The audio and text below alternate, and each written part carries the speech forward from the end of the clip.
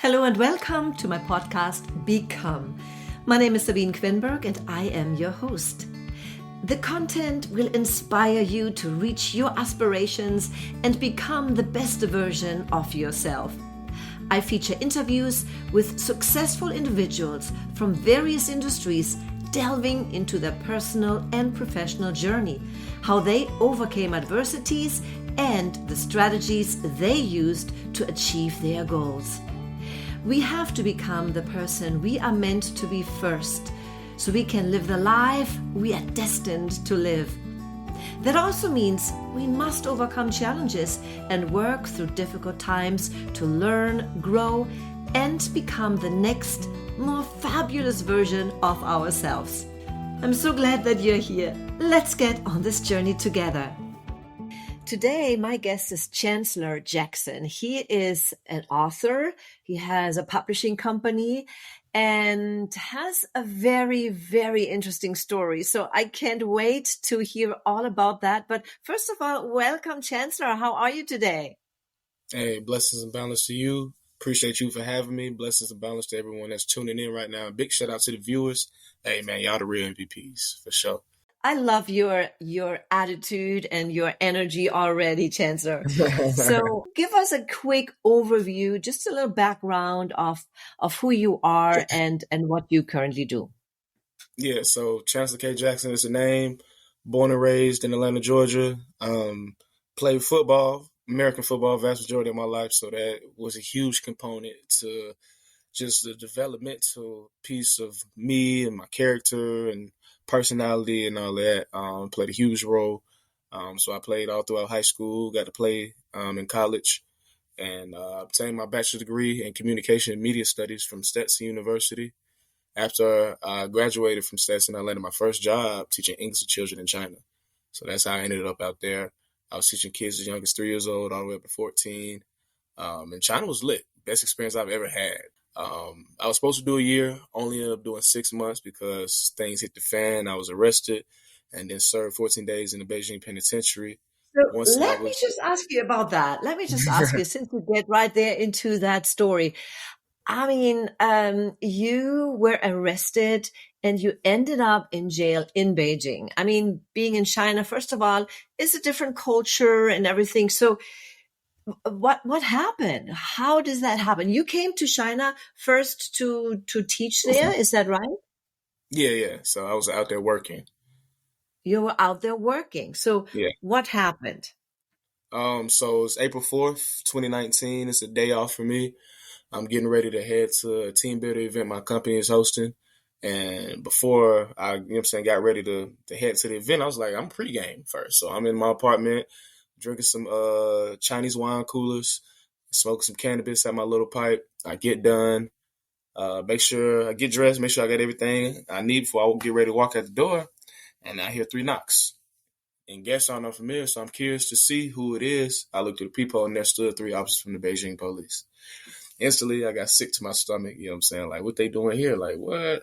So I scrambled to put everything up, open the door, and they questioned me about having drugs and this, that, and the other. But, I'm from Atlanta. Atlanta's known as the city of finesse. You live by the finesse, you die by the finesse. So I'm sitting here acting, playing the fool like I don't know what they talking about. You know what I mean? Go grab my documents, my visa, passport, all that. Like, bro, I don't know what type of time you on, but you need to look over these documents. This is me. This is what I got going on. Just trying to see if I can finesse the situation. They ended up drug testing me right there on the spot. So it was over with after that point. So once they confiscated everything, threw the cuffs on me, escorted me out the building, set me down in the police van. And now I'm just like, okay, I don't know what's finna take place. But hey, we're going to learn soon enough. Just sit back. You know what I'm saying? We're going to find out. But go from precinct to precinct before I'm actually taken to the facility where I'm housed. Locked up 24 hours a day, 7 days a week, 15 men to one cell, 9 wooden beds, 3 soups a day. And literally all I had was a plastic bowl and a plastic spoon for 14 days. And I'm here to tell y'all I did 14 days. Nothing was explained to me as far as how the process works. What are my specific charges? How long I'm going to be here? Nobody knows I'm here. And I'm in a cell with 14 other Chinese men, none of which I could speak to. So it ain't really looking too good. But hey, you know what I mean? I got to hold myself accountable. You know what I'm saying? But Accountability aspect. what was your first initial thought and feeling when you got into this cell? It was just, that's when reality fully kicked in, for real, for real. Like once I laid down, I'm laying on wooden bunks between these two Chinese dudes with my hands on my chest. And I'm just staring at the bright light on the ceiling. And just reality fully kicked in. Like, all right, we in here. We don't know what's going to take place, how this thing's going to play out. More than likely, only English speaker in the cell right now. So it ain't going to be no communicating. So it was just, you know what I'm saying? But it's like accountability. Like I was saying before, man, accountability had to play a factor. I made a conscious decision and I knew the repercussions from it. So now that things have hit the fan and here we are, hey, I ain't got nobody to place the blame or point the finger at but me. So whatever I'm going to have to endure, I'm just going to take it to the chin. But moving forward, what needs to take place is speed this process up. Well, people got to realize you're in here. All right. Well, what needs to happen in order for that? Well, you're supposed to meet colleagues and friends at that event, and you did not show up, and they knew you. They knew you were supposed to be there, and you didn't show up. I'm sure they called you. You ain't answered. Is that a red flag? Nah, not really, but it's weird. Now, when you don't show up for work Saturday and Sunday, our busiest days of the week, all hell is breaking loose because now they got to find somebody to cover all your classes last minute. And one of those colleagues I was going to meet at that event, me and her work at the same school. And she from Atlanta too, so she going to know, all right, he didn't show up to the event, now he ain't show up for work. Something's wrong. Red flag. Yeah. And dishing all of that, I was like, I had a girlfriend at the time. So I was like, all right, well, I don't respond to two of her messages. All hell is breaking loose again. So I know I'm going to have to at least sit through the weekend before I become missing on people's radar. Let me hop in here real quick because I wanted to say thank you to you, the listener. Yes, no matter if you are returning or if this is your first time, you are here. So thank you. And I hope you enjoy the content of this podcast and it inspires you and motivates you to reach for greater and grander things in your life because you deserve it. Now, let me ask you a question. Do you have a story or a message that you are eager to share and that you want the rest of the world to know? Well then, contact me. Send me an email because I have this podcast to podcast great stories and messages. In addition, I am currently working on a book project and I'm looking for co-authors with grand and great stories and very important messages. So if it's you, then shoot me an email, Sabine@SabineKvenberg.com.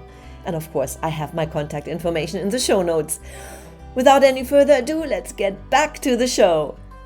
So now you are in jail and your circle of friends probably thinking, where is he? Was there a search going on or what was happening? How many days passed by before you learned anything? Yeah, I ain't made contact with the outside world until day 7. And it was only briefly. We was meeting with immigration and he was pretty much just asking us who can buy us a plane ticket. So they gave us all our phones so we can find somebody to you know what I'm saying, vouch for us to buy the plane ticket for whenever our time was up. And once I confirmed who can buy my plane ticket, they took our phones back up and, and that was it. So I really have no real form of communication, truly, you know what I'm saying? Just, you know what I'm saying? You just communicated with the embassy, the American embassy? I didn't meet with them till day 10. And it wasn't nothing they could do. Yeah, it wasn't nothing they could do. So he was just pretty much like, hey, if they ain't, you know what I'm saying, we just here to make sure they ain't treating you inhumanely. Aside from that, it's in China's hands. So if you want us to contact anybody, fill out this form, and that's about it. I'm like, all right. So yeah. I see. So you filled out a form to contact somebody, and then you contacted somebody at home who vouched basically to get a plane ticket for you. I confirmed on day 7. I got my mama to say that she was going to buy the plane ticket. So when we met with the immigration dude on day 10, It was pretty much just a chance for us to get out the cell again. That's essentially Yeah, what it yeah, was, yeah. because he ain't really have no vital information for us. Just like he's just like, they ain't treating y'all inhumane. Like, no, all right then. I And see how y'all. did you get, I get up with yeah, y'all. how did you get released? They just called my name to come on one random day. One random day, they just called me to come on. And yeah, Okay. that's what I'm saying. I'm here to No tell rhyme y'all or that reason. 14 days, as you read the book, you have no clue how long you're going to be in there. Until just Wow. one day, they just say, come on. Yeah. That's amazing. So what was that the darkest time in your life, would you say? Yeah, for sure. Mhm. Definitely. And what did you Definitely. do during that time? Because we know time can either fly or can stand still. It depends on the situation that we're Mhm. in. So I kind of assume that it seems like time is standing still and not moving forward.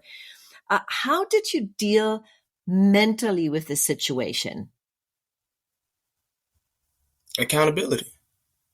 Accountability has a lot of the problems we face in life. We have to look ourselves in the mirror. Accountability has to play a factor. A personal responsibility has to play a factor into the equation. People love to shove the blame or place the blame on everything and anything else, instead of looking at themselves in the mirror. Accountability. I made a conscious decision, and I knew the repercussions from it.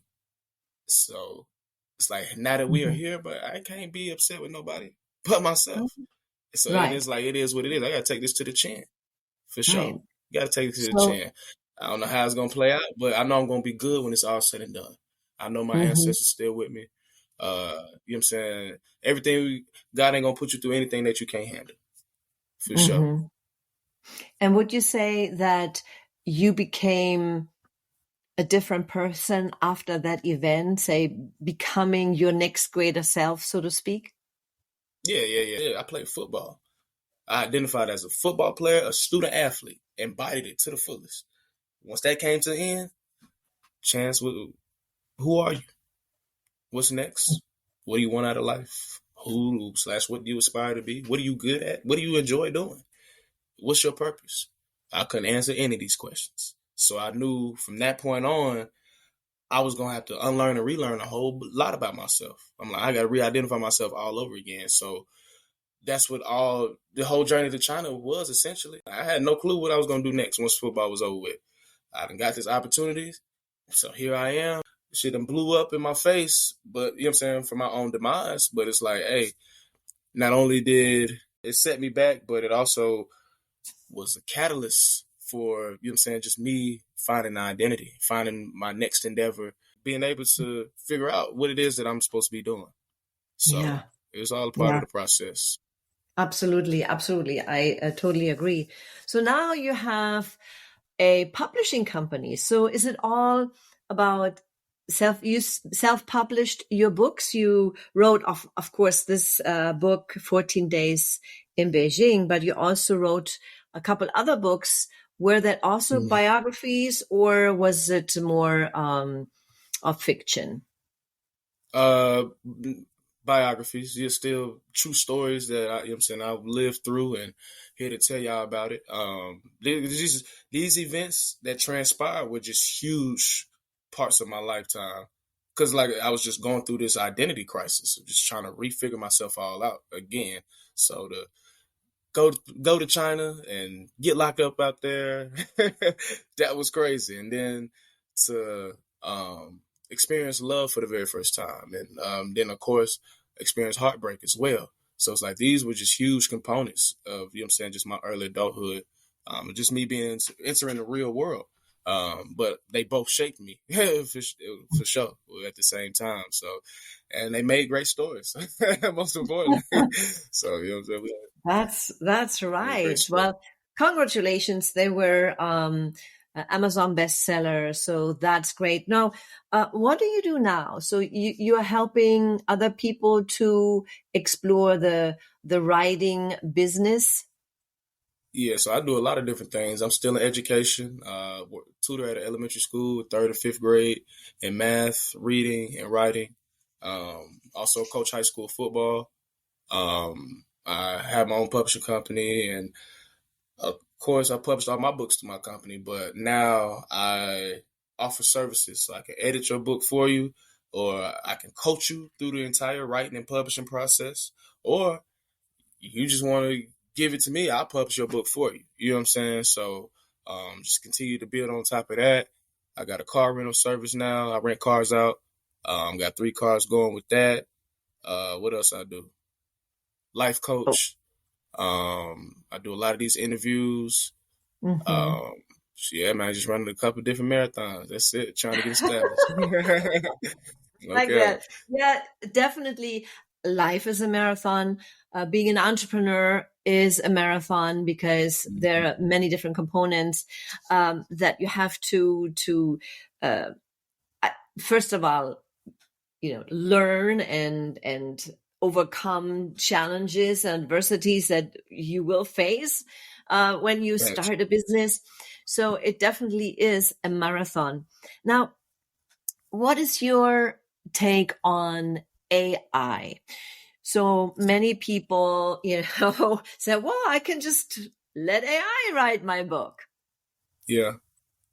Um, I feel like you can, honestly.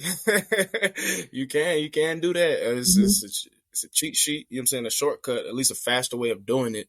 Um, if you know how to utilize it, by all means, work your one. You know what I'm saying? Mhm. Work your one. Mhm. If it's available, it's feasible, I say take advantage of it before they really start charging folks to use AI. You know what I'm saying? Or we probably won't have no access to it at all. So take advantage. Knock out as many as you can. There's gonna be pros and cons to it, just like anything. You know what I'm Yeah, saying? yeah, absolutely. Like anything.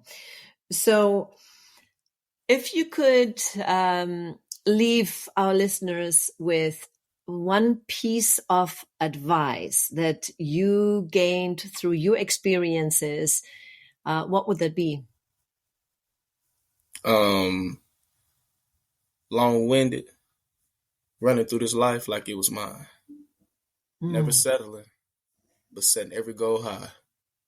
1,000 burpees on the path to my own destruction or success. But what is a mistake without the lesson? You see, the best teacher in life is your own experience. And none of us know who we are until we fail.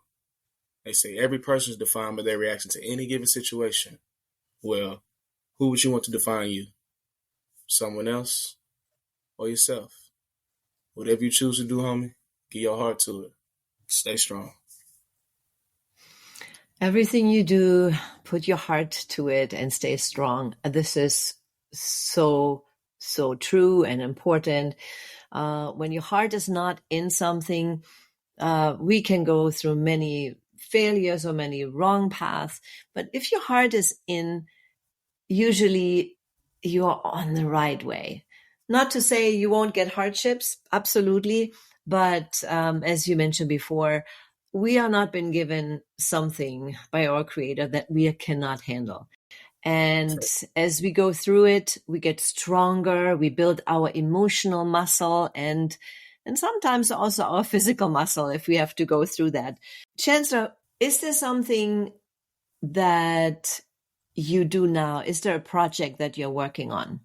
Yeah, I'm working with a couple different aspiring authors with their books. Mm-hmm. Either, you know what I'm saying, we're coaching them just through the process, helping them edit it and all of that. So I got a couple more books that we're gonna publish. So I'm excited to see how they do on the market. Um, I just started. I got signed up for cybersecurity course, so a cybersecurity course to get it certified in that through Google. So I'm excited about that.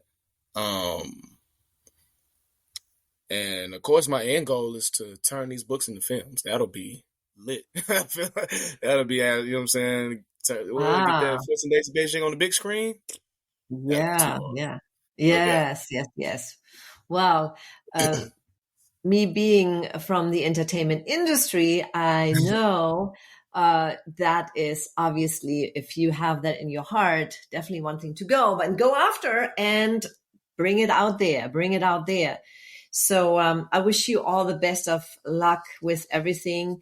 And if people want to get a hold of you, how can they do that? For sure. The best search engine we got, Google. Google Chancellor K. Jackson. Everything you need will pop up, from my social media accounts, my website, chancellorkjackson.com. My books are available on Amazon as well as my website. And for my non-readers out there, I got you. 14 Days in Beijing audiobook available on YouTube, SoundCloud, Spotify, Apple Podcasts, and Anchor. I'm narrating it. It's a vibe. Get your popcorn and wine ready. Any aspiring authors out there, visit chancellorkjackson.com, sign up for a free consultation. We can chop it up, tap in, and see if we're a good fit for each other, and we can make magic. So, yeah, man, y'all just Google me. Y'all be able to find me. All right. Thank you so much for your time today. Thank you again. I appreciate you. And shout out to everybody that tuned in for the whole interview, man. You're a real one. No cap. That was my interview. And if you enjoyed it, give us a 5-star review, leave a comment, and share it with your friends. Thanks for listening. Until I see you again, always remember, serve from the heart, follow your passion, and live the life you imagine.